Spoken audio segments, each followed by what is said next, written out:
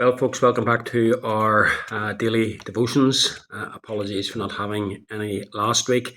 That was due to just the busyness of Synod and other things.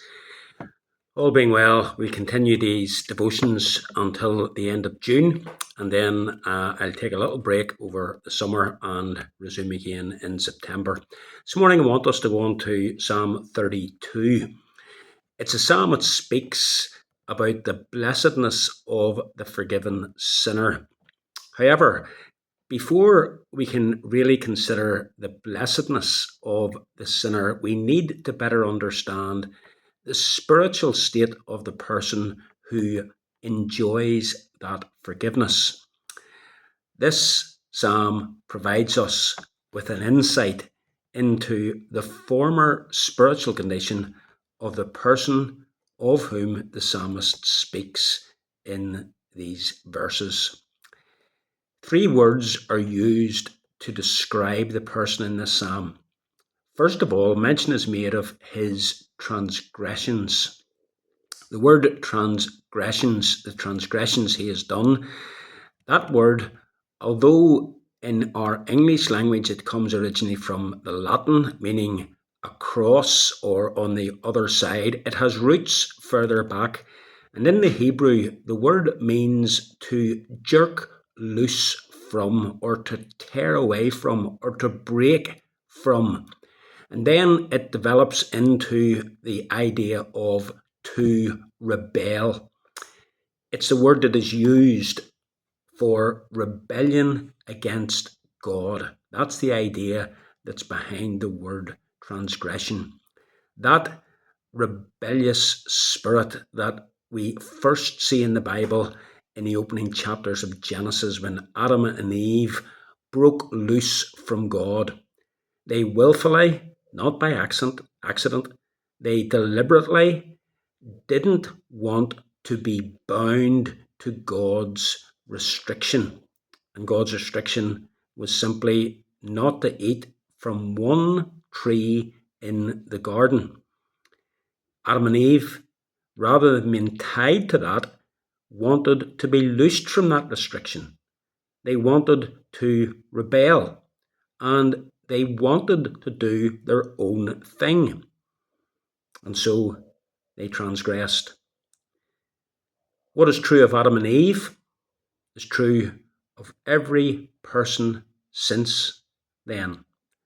There is within us an inbuilt spirit of rebellion against God, and thus our behaviour, and thus our attitudes and our desires, everything wants to break loose from God's ways. We see it, do we not, in young children?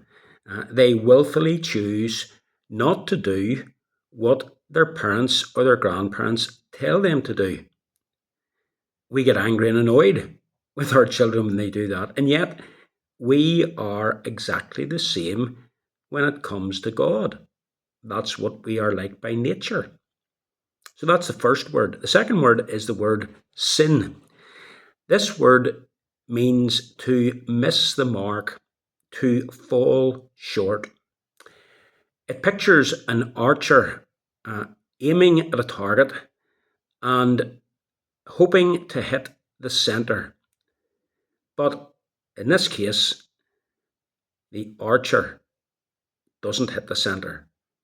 In fact, in this case, sin, it's much worse, because the archer is not even aiming at the right target. They are shooting where they think the target is. They are aiming at their own targets. And so they don't even come close to the target.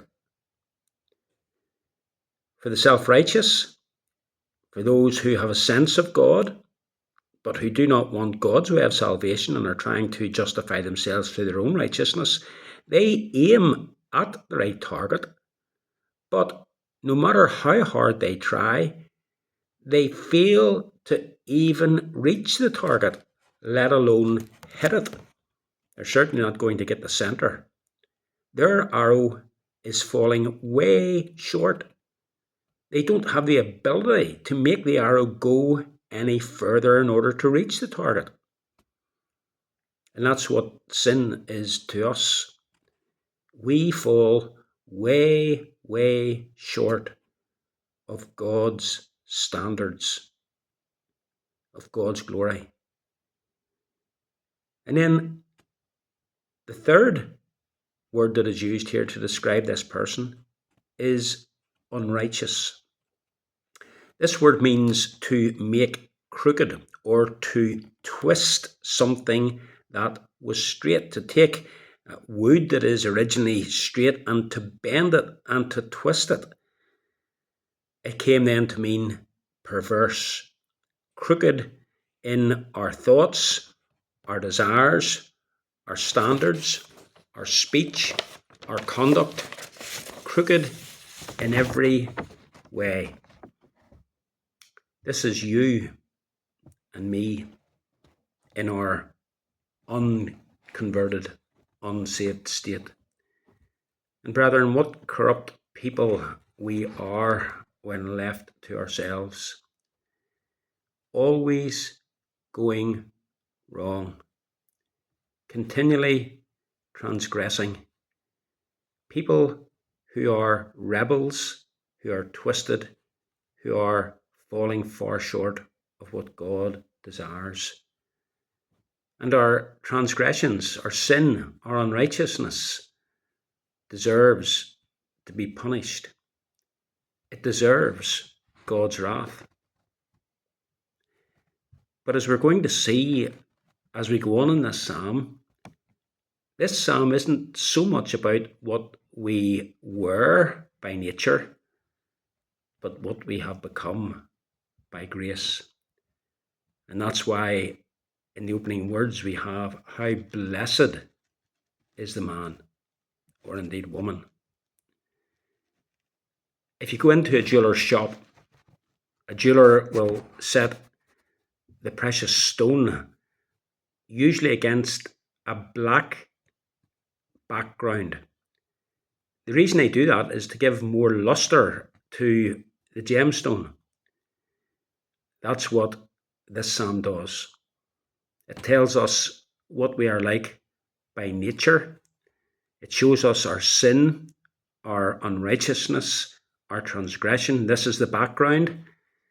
But the beautiful gem that we're going to see is forgiveness and blessedness. So we look forward to looking further into this psalm in the days ahead. Every blessing for today.